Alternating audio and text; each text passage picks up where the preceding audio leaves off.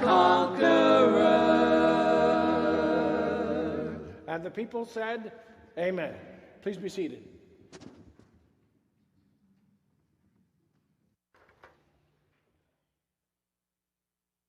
Now Adam knew Eve, his wife, and she conceived and gave birth to Cain.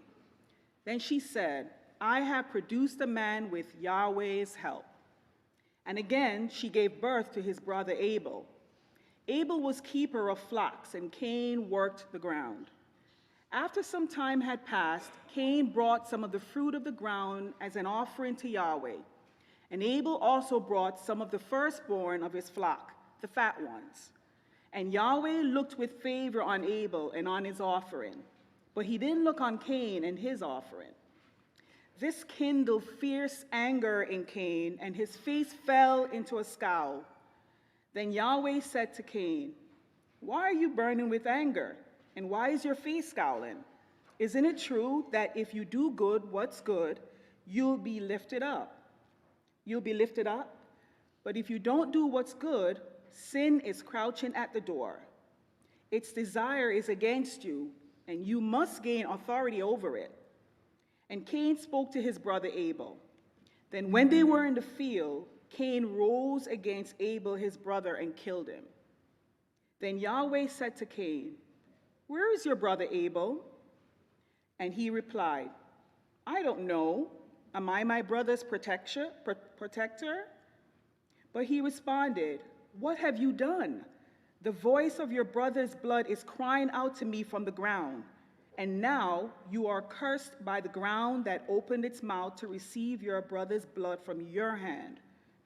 When you work the ground, it will no longer give its strength to you. You will be tossed about and wandering in the earth. Then Cain said to Yahweh, My guilt is a burden too great to bear. Look, you're expelling me today from the face of the ground, and from your face also I'll be hidden. I'll be tossed about and wandering in the earth. Anyone who finds me will kill me. But Yahweh said to him, Because of that, anyone who kills Cain will suffer sevenfold vengeance. Then Yahweh put a sign on Cain, lest anyone who found him should strike him down. So Cain went out from the presence of Yahweh and lived in the land of wandering, east of Eden. Then God spoke to Noah and said, Come out of the ark, you, your wife, your sons, and their wives with you, all the living animals that are with you, of all flesh, including birds and livestock, and every animal that moves on the earth. Bring them out with you, and they'll swarm across the earth and be fruitful and multiply on the earth. Noah went out along with his sons, his wife, and his sons' wives with him. Every living animal, every moving thing, every bird, and all that moves on the earth went out of the ark with their families.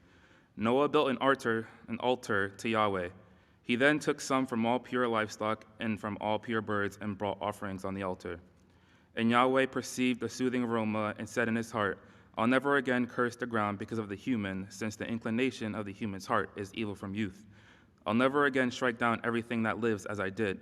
While the earth endures, seed time and harvest, cold and heat, summer and winter, day and night will never cease.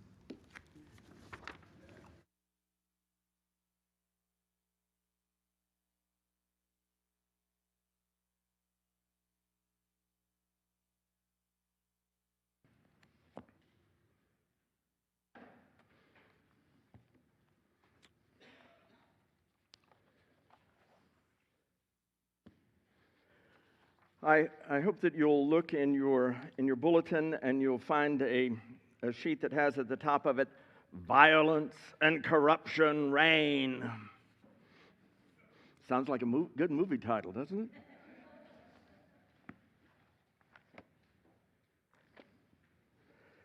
I just want to urge you to remember the young people that we have that are down in Nashville in the Engage program there, and that are finishing their work today and will be coming home. I hope that everything has gone just beautifully for them, and of course for safe travels and all of that as they return home.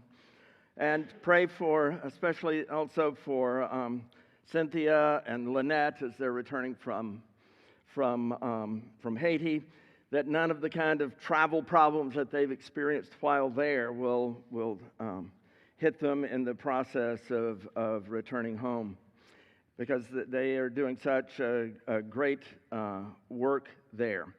We also, again, I want to welcome the young people who've come to us from Arkansas and are on their way on mission here.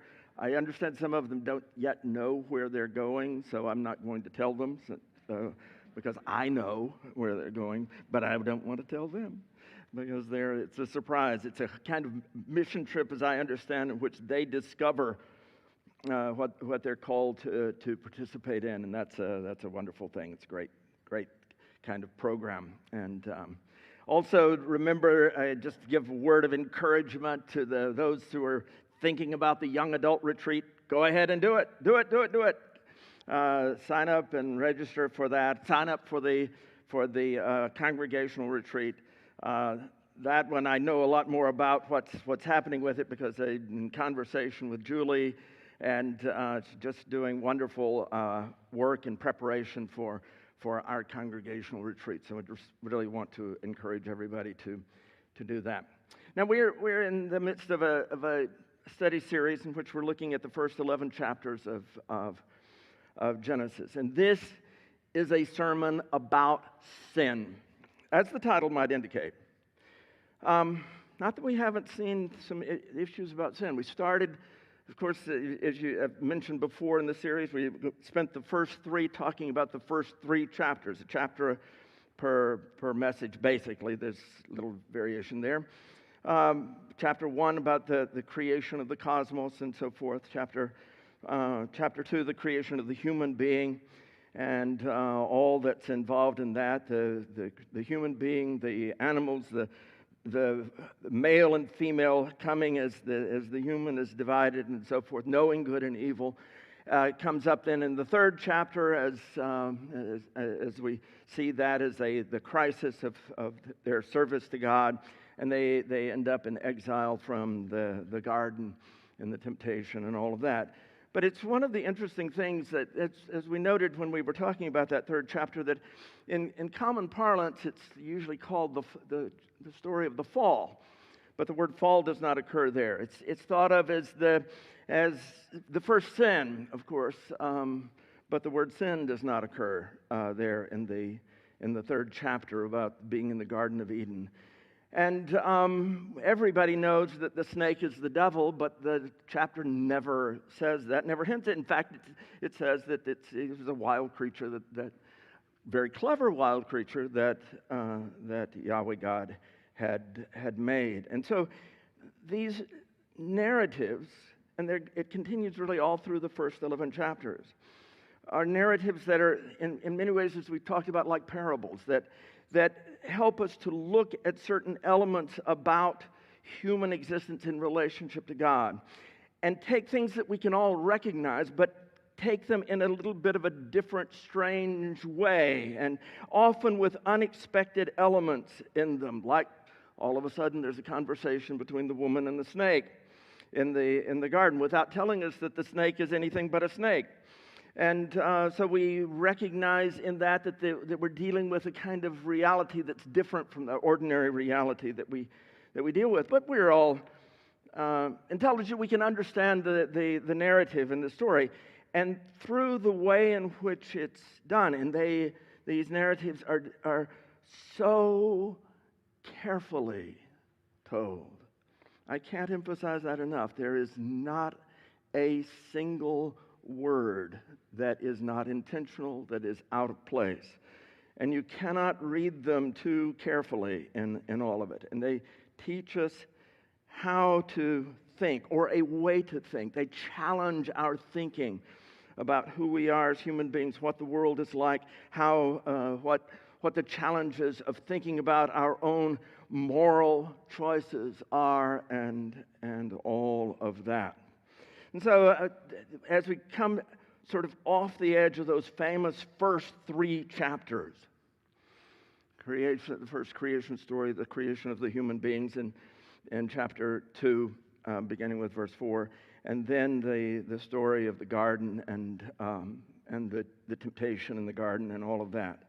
We come to chapter 4, and it carries on some of that, but now that word that we've been anticipating, thinking about, that we've been wanting to talk about, but the text has been reticent to say it, comes to the fore. And that's the word sin. Sin emerges in full force. Murder emerges in full force. Not only murder, fratricide, murder of brother against brother.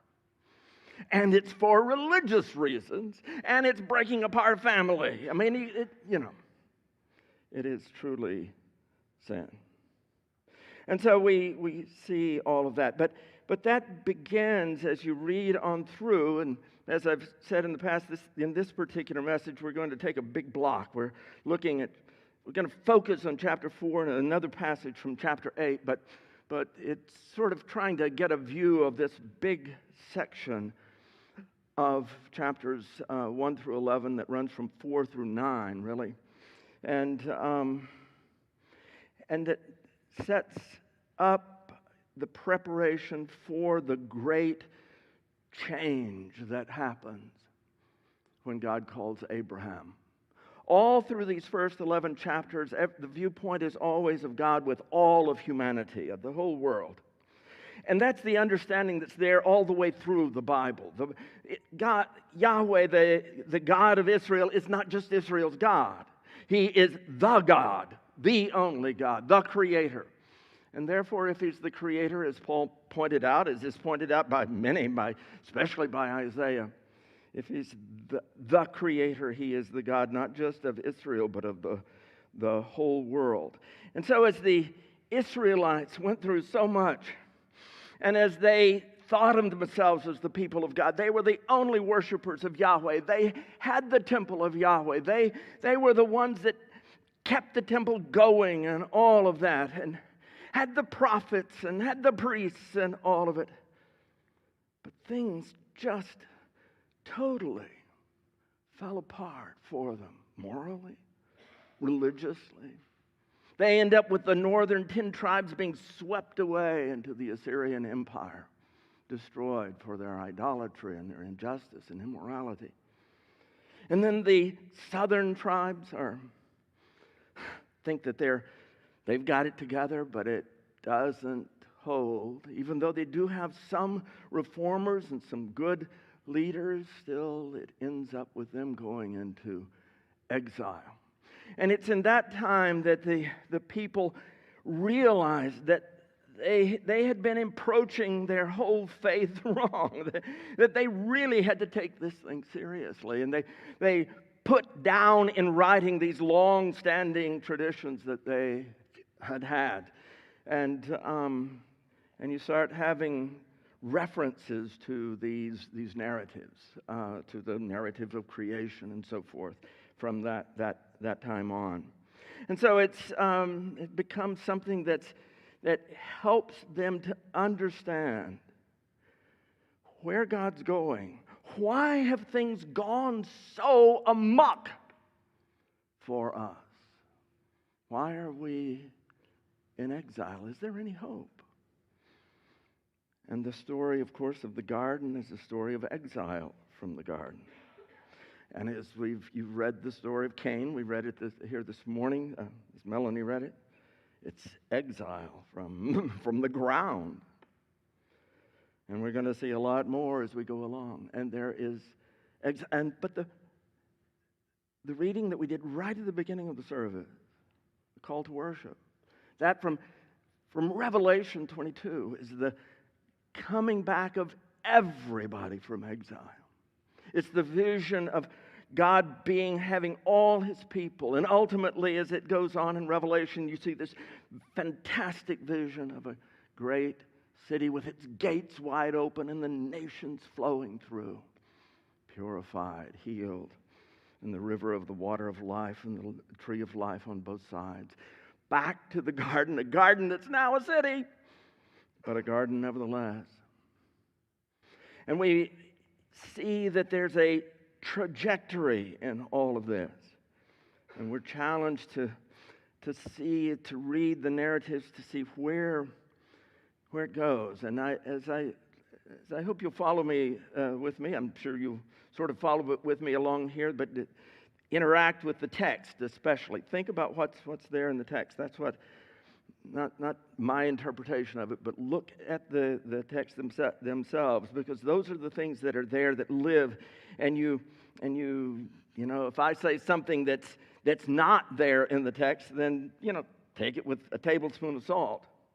But for me at least, I want to listen just as carefully as I can to the text and how it gives me, like Jesus telling the parable of the prodigal son, how it gives me a vision of human life and of God, and of sin. And so as we look at this story, and it's the story of Cain and Abel. The story itself of the problem comes up in just a very few verses. Right at the very beginning, you'll see in the text that you have on your sheet, you'll see that I have a lot of parentheses there in that first paragraph, because it's kind of highlighting some of the plays on words that you have. Adam and Eve, we know the word Adam means human being. So his name is human, if it were in English.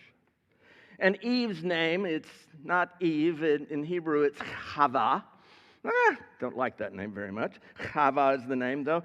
Greek changes over to Elwan, from which we get Eve. But it really means life.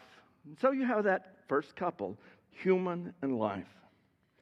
And the human, knows life. But that knowing life produces life. She conceives and gives birth to a son. Actually, birth to two sons pretty quickly. One's name is Cain, or in Hebrew, Cain, as I've put there in the parentheses. And that's a wonderful little word. It's got three different kinds of levels. On one level, it means spears, so that's okay. The one that I'd really like, and the one that comes up later on in the narrative of these chapters, is the meaning smith. So this is the first smith. Smith comes in pretty quickly here. Smith in the sense of a blacksmith or a goldsmith or a metal worker and so forth. And we have some other names, Tubal Cain and others that are come in later on that are smiths of various kinds of things in the narrative. So the first son is named Smith. But it also sounds like the word kana, and that means to produce, and Chava, or life, or Eve, says, I have produced a man with Yahweh's help. And then she gives birth to his brother. His brother's name is Hevel.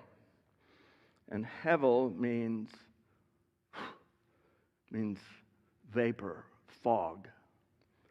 Smith, the worker of metal, and fog, vapor. It's the same word that is used in Ecclesiastes when he says, vapor, everything is vapor. Vanity of vanities, all is vanity. And so these two names that, well, they go along with sort of the story as it unfolds, because Hevel, that comes into our language as Abel, is the one that gets killed and vanishes from the story. Except he's brought up, of course, later on in Hebrews and never referred to again in the Old Testament, but except in this story. But Abel is keeper of a flock, and Cain isn't a blacksmith, but he's a worker of the ground. He's a farmer like his father. After some time had passed, this is verse 3 on your sheet. Cain, brought some of the fruit of the ground as an offering to Yahweh. And Abel also brought some of the firstborn of his flock, the fat ones. And Yahweh looked with favor on Abel and on his offering. But he didn't look on Cain and his offering. This very kind of hyper-literalistic translation. And right from the start, we sense, but it's hard to define. There's the problem here. We have all kinds of questions. Remember, as I said, and I will emphasize it, this story is told exactly as it's supposed to be told. It's not leaving anything out. It's not adding anything. Every word is intended, and every omission is intended. What's omitted? Well, just about everything I want to know. Why do they think they need to bring offerings, for example? God hasn't said anything about bringing any offerings. Not a word. Why does one bring, well, I can sort of understand it. Why does one bring stuff that is from the farm? That's grain that he's raised. Cain does that, and Abel brings from his flocks. That makes sense, but does God like, sacrificed lambs more than he does sacrificed grain? Well, maybe so. Certainly there's there's kind of imagery of the lamb being sacrificed that becomes very important much later on. But God asks for both kinds of sacrifices in the Old Testament. Why do they bring it? What does God have they been told something that they're supposed to do? Nothing is said of it. Abel brings firstborn of his flock, fat ones. Cain brings the fruit of the ground. And then this statement that I've tried to translate quite literally, but actually all that it says is Yahweh looked on Abel and his offering, and he did not look on Cain and his offering. Sort of, just for English, you almost have to put something in there, so I put in with favor. He looked with favor.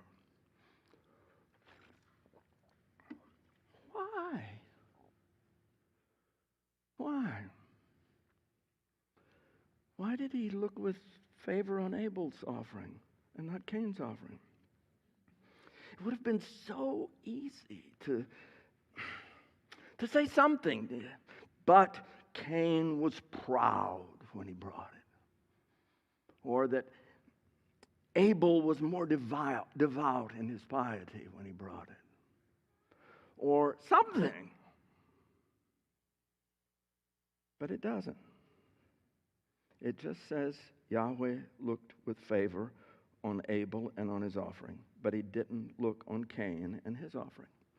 And it doesn't tell us even how they knew about that. Did God sort of give a report on the offering? Or did he just bless Abel, and thus they thought that Abel got the better end of the bargain with God? It doesn't say. It doesn't say. We want an explanation. We want to know why. Was God just being arbitrary in this? He decided that he just flipped the coin, so to speak, or eeny, meeny, miny, moe, and he picked Abel and decided not to go with Cain? Well, there is certainly a strong tendency all the way through Genesis and even beyond that for God to favor the younger of two siblings. Jacob and Esau, he picks Jacob and so forth. Not Reuben, but Judah and Joseph are the great ones of the tribes. And it's not David's older brothers, it's little young David. He picks the younger. So there's a kind of element of that, and that may be there, but nothing is said about that here. It's not that he favors the younger. It's just that he looked with favor on Abel and his offering, but he didn't look on Cain and his offering. And we are like Cain. We want to know why. We're like Job. Job doesn't get to listen to the first 2 chapters of the book of Job with the dialogues between God and Satan. He just gets slammed with all kinds of loss and suffering, and he doesn't know why. And his friends come up, and they've got all kinds of explanations for why he's suffering as he does. But God never explains to Job why he's suffering. Humans want to know why. But it's interesting that here in this very first narrative about sin, there is this element of, is God being unfair? Unfair to me. It's not unfair to other people. That's fine. Now, but he's unfair to me. Cain burns with anger. This kindled fierce anger in Cain. And his face fell into a scowl. God, sometimes it takes the form, and it sounds like maybe Cain had this. I thought I had a bargain with God. If I brought my offering, God would look at it and bless it. He blessed Abel's. How is his so much better than mine? And so often we feel that in ourselves. We kind of have a bargain with God that if we do good, if we do this, if we make the offering, if we do other things, then God's going to come through. He's going to pay off. And even at a distance, when you start reading the commentators, there's just all kinds of theories about, was God being arbitrary? And some really want to hammer that home. Did God have a reason for it? And some want to hammer that home. But the thing about the narrative as it's given to us is it doesn't give us either one. God may have had very, very, very good reasons for choosing one. He has the right to be arbitrary if he wants to look at one and not the other, just like Jacob and Esau, when they have not yet been born. And he comes to Cain, and he interacts with him. Verse 5, Yahweh said to Cain, "Why are you burning with anger? And why is your face scowling?" And the next thing he should say, isn't it, is there was a very good reason why I did what I did. Let me explain it to you. I did it because this and this and this that you'd done, and that and that and that Abel had done. And so I made a judgment that really I needed to favor Abel over against you. Does God say that? No. God doesn't say anything. He doesn't explain anything. There's something there that is the condition of the human being that we often do not know. We often don't know why we're in the situation of Job. How many funerals are there in which something disastrous has happened to somebody? And people want to figure out why it is that this has happened to a child. Why did the people in the back end of the airplane survive and those in the front die? God loved the ones in the back better than the ones in the front? Why did this child die? God wanted another angel for his heaven. We want an explanation. We want something given to us. But God does not do it. And when he comes to Cain, he simply talks to him and he says, why are you angry, burning with anger? Why is your face scowling? We can feel it in ourselves. It's unfairness to us.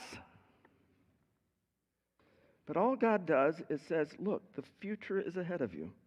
Isn't it true that if you do what's good, you'll be lifted up? It doesn't actually say, I'll lift you up. Yes, you'll be lifted up. But if you don't do what's good, and here is that amazing line, if you don't do what's good, sin is crouching at the door. Its desire is against you, contrary to you. It wants you. And you must gain, you shall gain authority over it. You shall rule over it. what's happened has happened. You cannot change the fact that God looked at one and didn't look at the other. That's already reality. What is before you, though, is the future. And there you can do something. There you shape the future. You shape who you are. You show who you are by what you do. If you do what's good, you show who you are as good. If you don't do what's good, and here's where the word sin comes in. Notice that the word sin does not come in about the sacrifices that they brought. It's not that he had sinned in not bringing the right sacrifice. It's not even that he had sinned in scowling or even in being angry.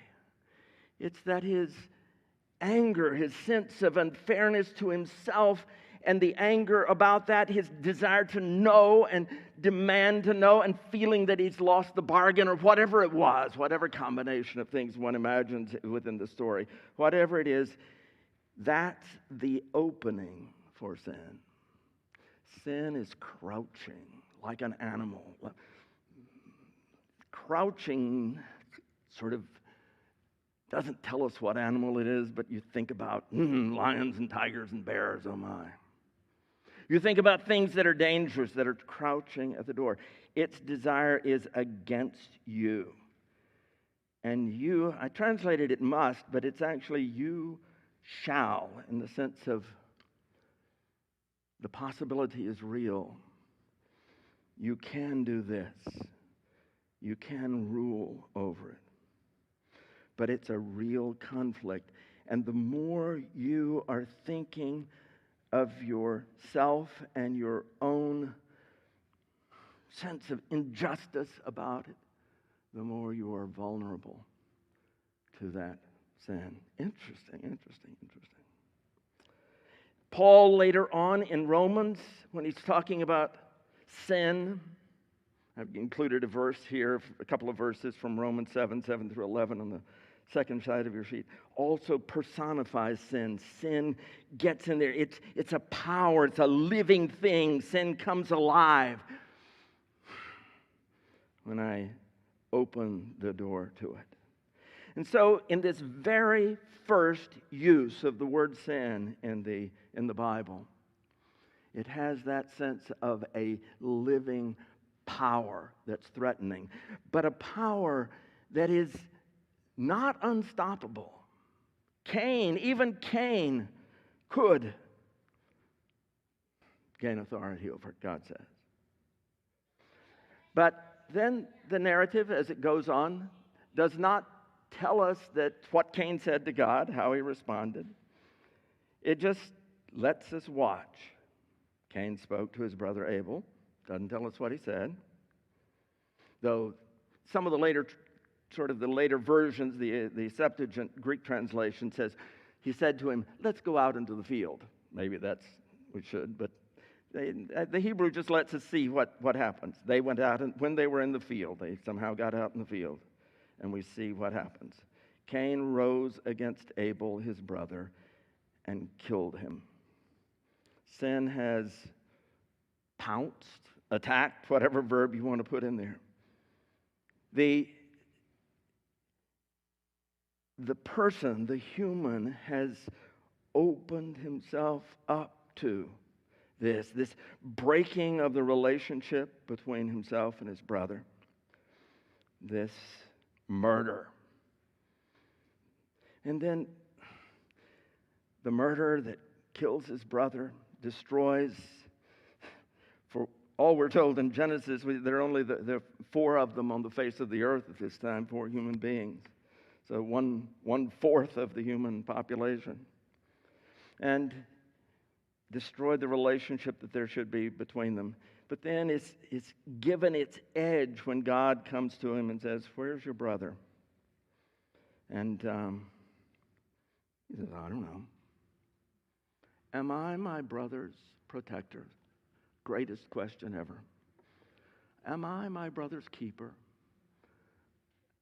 He's an adult. Let him take care of himself. Why are you looking at me for? Yes, you are. But not only are you your brother's protector, your brother's keeper, you are also the one to value his being, his life. You're also the one to value the whole place that he lives, the ground that he lives on.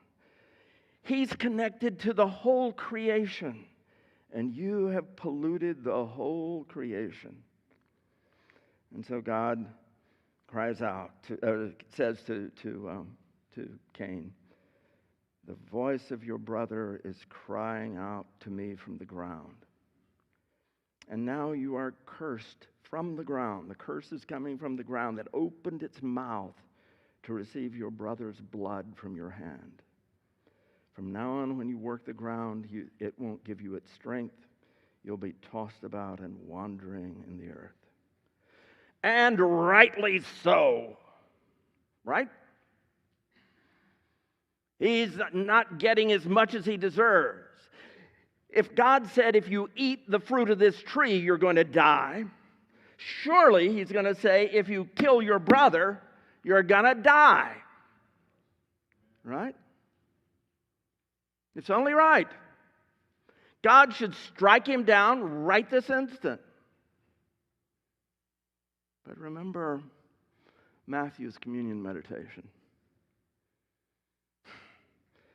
You'll be tossed and wandering in the earth. Cain said to Yahweh, my guilt is a burden too great to bear. You're expelling me today from the face of the ground, and from your face I'll be hidden.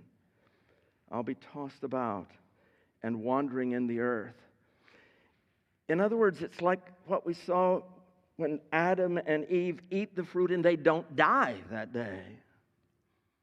They keep on living for 900 and something years. Here, it is not so much physical death that is the threat. It's alienation and exile, that he's exiled from the ground and exiled from God, tossed about and wandering. But Yahweh says, those are real threats. So what I'm going to do is I'm not going to strike you down and kill you. I'm not even going to forsake you as you go out wandering in the earth for what you've done. You deserve everything you get. He might have said, but he doesn't.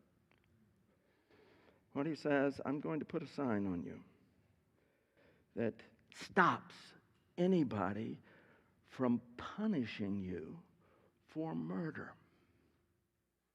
Whew, that's about as unexpected as one could find in a narrative like this. Now, who the people are that we're going to do this, we're not told. It's like a lot of other things in these narratives. Because of that, anyone who kills Cain will suffer sevenfold vengeance. Then Yahweh put a sign on Cain, lest anyone who found him should strike him down. So Cain went out from the presence of Yahweh. Can you actually get beyond the presence of Yahweh? He thought he was. He felt he was. But since God is everywhere, it's a little hard to do. And Yahweh's presence was always there in that sign that was protecting him. Is that the way you would write a story about sin? Wouldn't you want to be a lot harder on it? Wandering the earth. How is that so bad? Oh, get to travel. And he lives in the land of wandering. But it's the exile from who he really is, from knowing that he could have expressed who he is by doing something good. He chose to become controlled by his anger, by his sense of unfairness to himself, by his jealousy of his brother, or whatever the motivations were. And he allowed himself to be destroyed. He lost himself in the wandering. And only God keeps him alive. Oh, got to hurry here. Think about that story.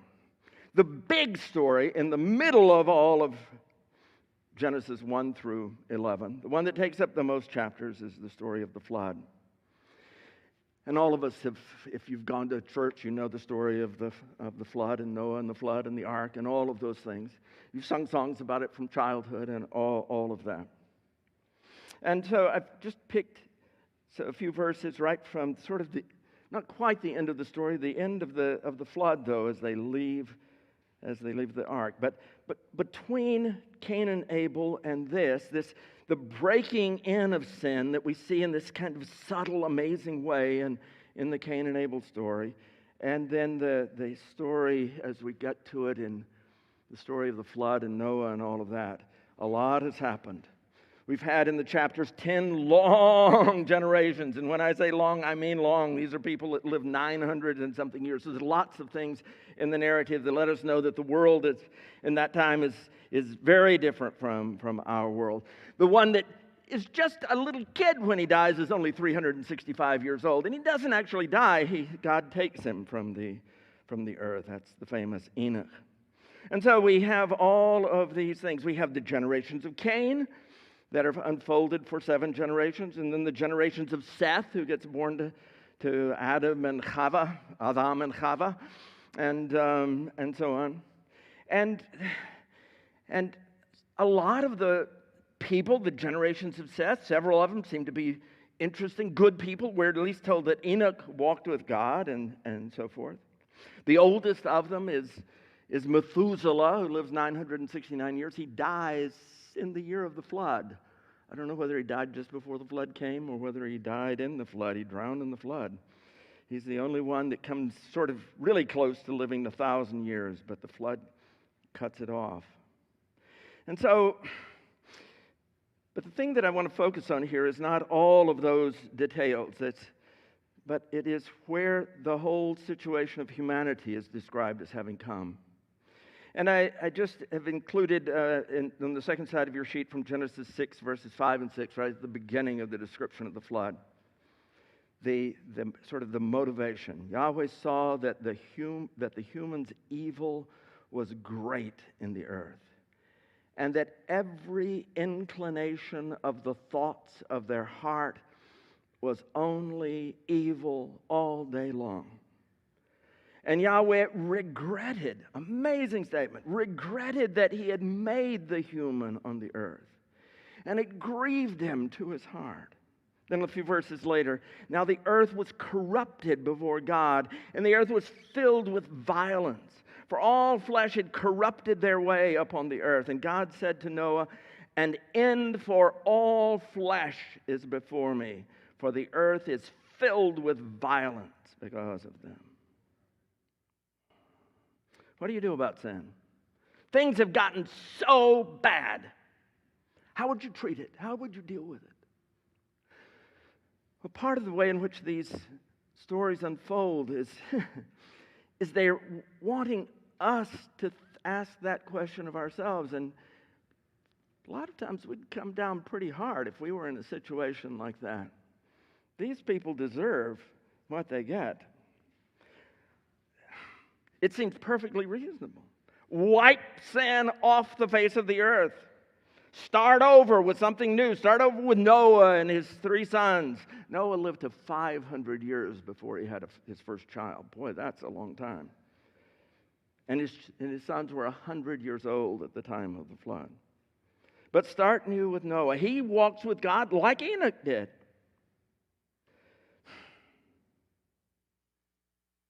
And so it starts off, and we're told that that's the situation that God is dealing with as he sees this end. He regrets that he ever made the human being. But some comparison that I want to draw to your attention is like in chapter 2. You remember when God said it's not good for the human to be alone? Did God have to go through the process of making all the animals in order to find out how to make an ally for the human being? I sort of doubt it. I don't think he had to do all that. He does that to make the animals. but also for us to see that all the possibilities had been tried. And really the only way for there to be a real ally for the human is for that ally to come from within the human self. And so he divides the human. And here, I don't think really that God thinks, well, I won't say that. I'll wait. Let's see what happens here. What I want to say is that the flood is an interim story. It's like the making of the animals. It's not the great narrative that's going to unfold. That great narrative of Abram and all the way down is going to be quite different. But here we see vividly one way that resonates with us, with our desire to deal with things forthrightly and start over in the flood. And so, as in this story, God decides to wipe everything out. And we get a lot of details about the ark and the flood and the birds that are sent out and so forth. An ark is not a boat. It's not a ship. Artists can never stop themselves from drawing it as a ship. It's the only other time in the Bible that the word ark occurs outside of this narrative is, anybody know? Probably not. The only other time it occurs, it's not the same word as the Ark of the Covenant, but it is the same word as the basket that they put Moses in when they put him in the Nile. That it's a teva. And that word is used for that basket that Moses is put in. This is a basket. This is a box. Noah doesn't navigate it. It doesn't have a rudder. He can't see out. It's there inside the ark. 450 feet long, 75 feet wide, 50 feet high. We're told about the flood, the rain for 40 days and 40 nights, plus also the windows in the heavens, the windows of the vault of heaven. All the waters that are above the vault come flooding down. All the fountains of the great deep come gushing up. The waters that had been there from which the dry earth had risen. Everything comes there, and we see it. And we're even given a chronology so that you can kind of follow it. It's a year and a week after they go into the ark that they finally come out and so forth. But the thing that I wanted to call attention to that's always struck me in this story is that as God invites them all out of the ark, you have a clear echo of that verse back in chapter 6 that tells of the motivation, the situation that the flood was supposed to cure.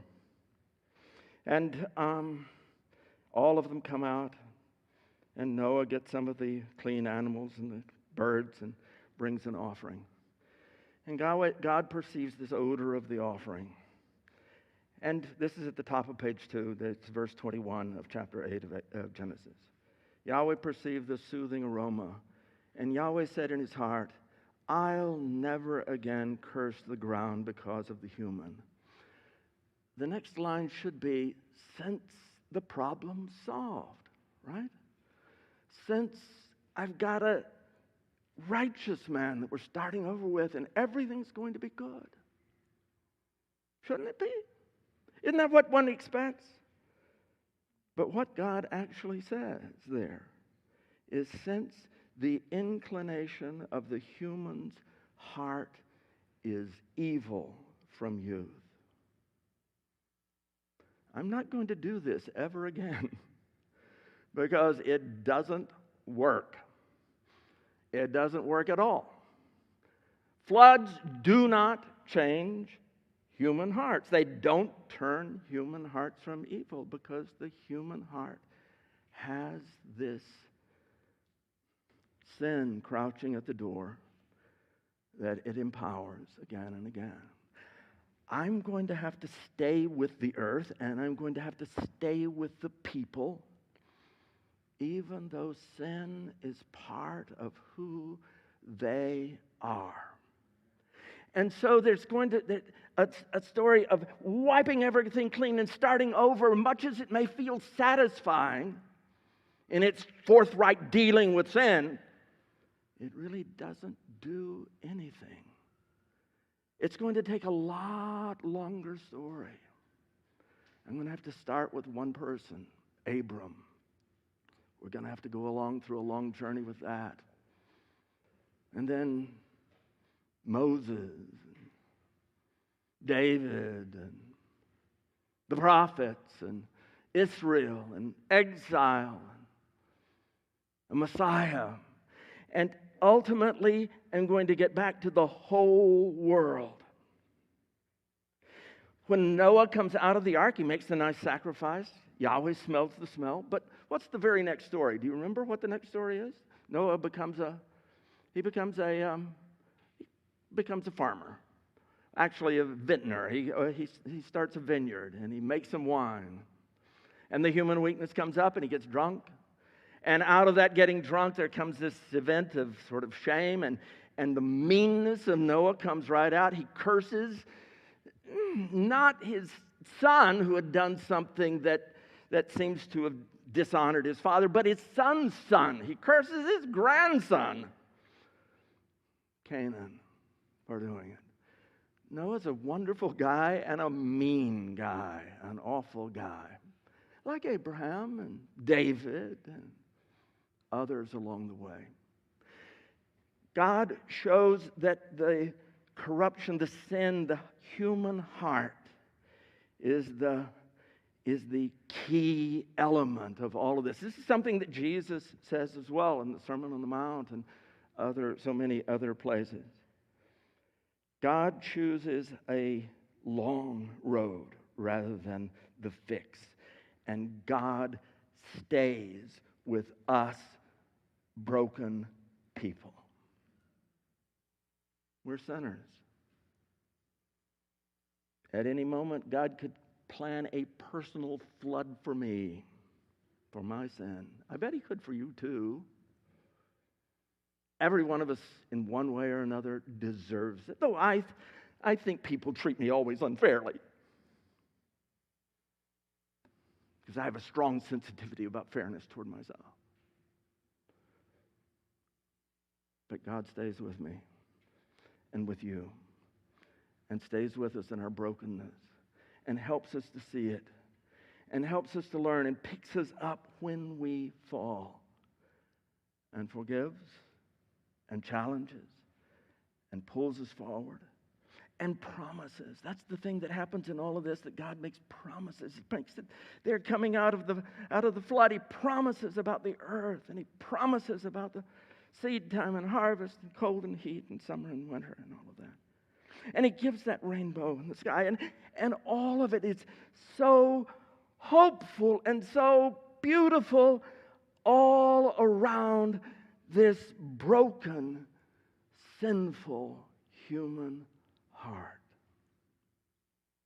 Is that the way you would have told the story about sin if you had been writing this? Think about it. We like things clearer. The scriptures give us these parabolic narratives to challenge us to think deeply what it means to be with this kind of God who even follows Cain into exile. Let's bow together in prayer. Heavenly Father, you know our brokenness and our weakness and our sin. We are so grateful that you take on our story, that you come for us. Yes, we can maybe even sometimes really see the sin right in front of us. But on our own, we just choose it over and over again, or we choose something that opens its power over us. Help us, Heavenly Father, that we can learn both our power to shape who we are and our future, to express who you've made us to be, and not be drawn into the power of anger and jealousy and all the other forms of desire and all of it that empowers sin. But also help us, Father, to trust that you are God, that you are always there, that we may be in our own little exile from you, but you are always present, always loving, always protecting if we will receive your protection. Forgive us and keep us in your care. In the name of Jesus, we pray. Amen. Thank you so much for being patient with me this morning and for staying with this study along the way. Let's stand together as we receive some of the words from our opening call to worship. I heard a loud voice from the throne saying, "Look, God's home is now among his people. He will live with them. They will be his people. God himself will be with them. He will wipe away every tear from their eyes. And there will be no more death, or sorrow, or crying, or pain. All these things are gone forever." Amen. Greet one another and go forth to serve.